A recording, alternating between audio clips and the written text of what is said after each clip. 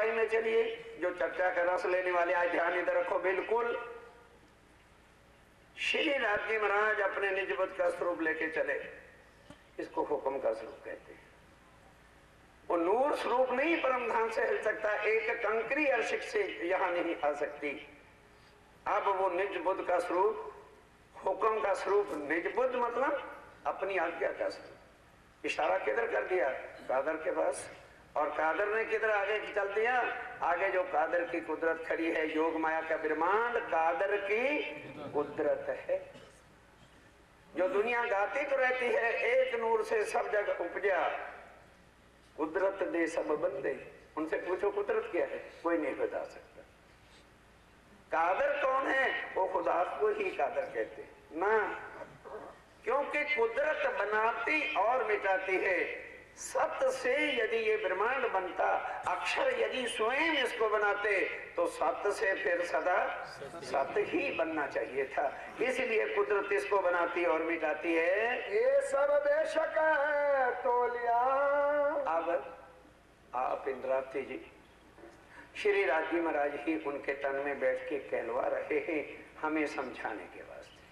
कि अब वो कहते हैं कि मैंने बेशक इस इल्म के सागर को तोल करके देखा है कि ऐसा इल्म कहाँ से आता है, अकल से आता है या किसी और से आता है? इल्म जो होता है वो कहाँ से होता है? अब यहाँ आके देखा तो यहाँ ब्रह्मा की अकल को तोला। यहाँ संसार के जितना भी ज्ञान है किसकी अकल के है?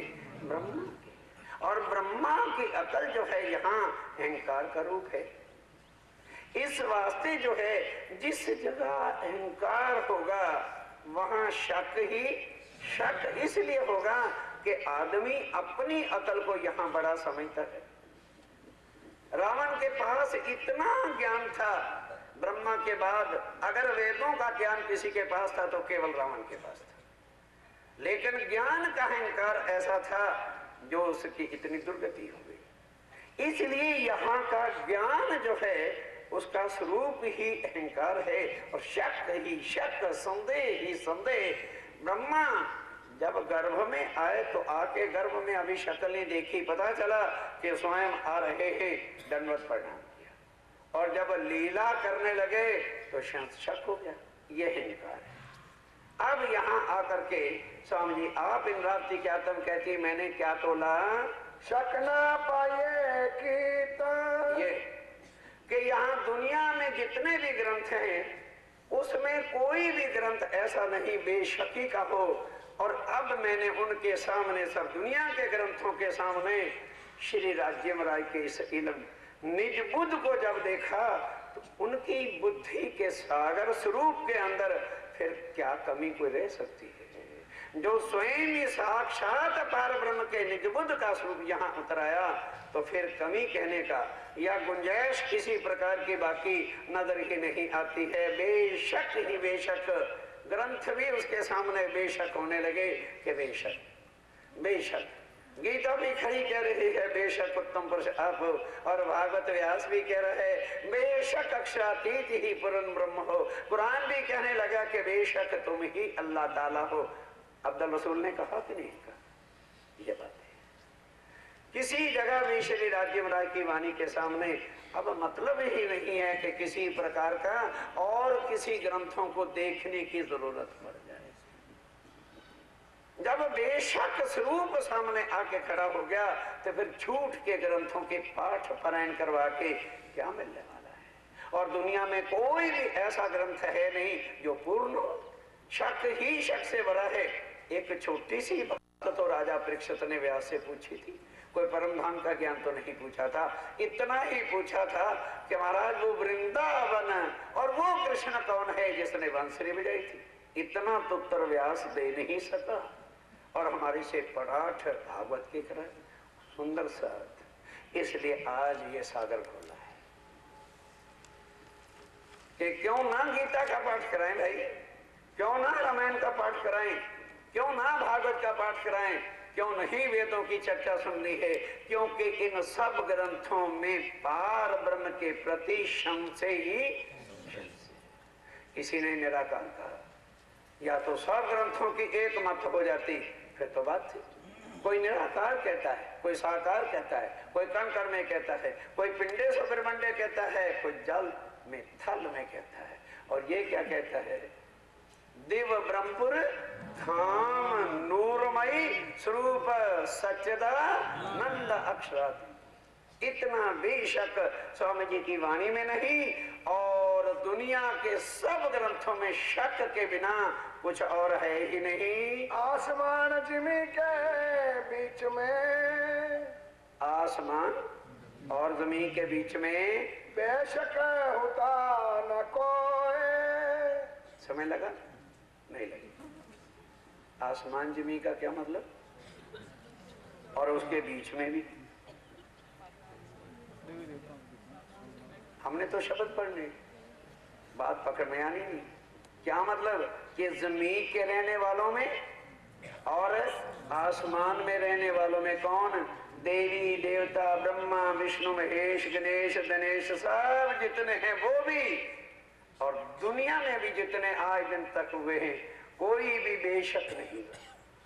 किसी ने निर्णय करके नहीं कहा कि बेशक यही पूर्ण परमात्मा है, बेशक यही उनका धाम है। आसमान में, आसमान का मतलब क्या है? आसमान जमीन के बीच में अधर्मे को लटकने वाली दुनिया तो थी नहीं। अर्थात जमीन पे रहने वाली जितने इंसान हैं और जितने यहाँ के धर्म और जितने यहाँ के धर्म गुरु और जितने यहाँ के ग्रंथ हैं, कोई भी शक के बिना नहीं। और इसी तरह से वैकुंठ में रहने वाले, अगर बेचारी लक्ष्मी ने पूछ लिया पतिदेव से, क्या मांग लिया था कि जी आप ध्यान किसका करते, इतना तो वो बता नहीं सका, तो दुनिया को मुक्ति क्या देगा? उसकी पत्नी ने पूछा, तो पत्नी से प्यारा और विष्णु भगवान को कौन होता? फिर उनके भक्त हैं, समय समय पर आकर के उनके भक्तों के कार्य सिद्ध करने के लिए बेचारी लक्ष्मी आती है। और इतना ही तो पूछा कि प्रभु और कुछ नहीं चाहती, इतना केवल बता दो कि ध्यान किसने, नहीं बता सकते। तो बताइए कि आसमान में रहने वाले भी कुछ नहीं कर सके और यहाँ वाले भी खोज खोज बची, किसी को एक दिन का नसीब नहीं हो सका। जब लग सका दुनिया मिले, जब तक शम से इस दुनिया के अंदर है। ये वो वाणी है सुंदर साज जी जो हमें अच्छी नहीं लगती,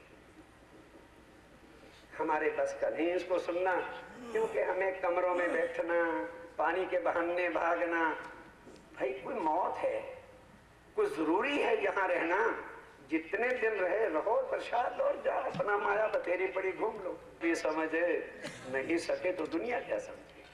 दुनिया के जीवड़े क्या जाने हद के जीवड़े बेहद बस। ये कहाँ का इल्म उतरा हुआ है? ये किसके निज बुद्ध का स्वरूप है? ये कौन बन के हुक्म का स्वरूप आया है? हर एक की अकल से समझना बाहर है, तभी इसमें आनंद नहीं आता। तभी कोशिश करते चलो पानी वानी पी ले, पीछे ही बैठ जाए। और अगर दिखा रहा होता कोई टीवी का या और कुछ चमत्कार, सबसे पहले घसर घसर धक्के मार मार के आके बैठते।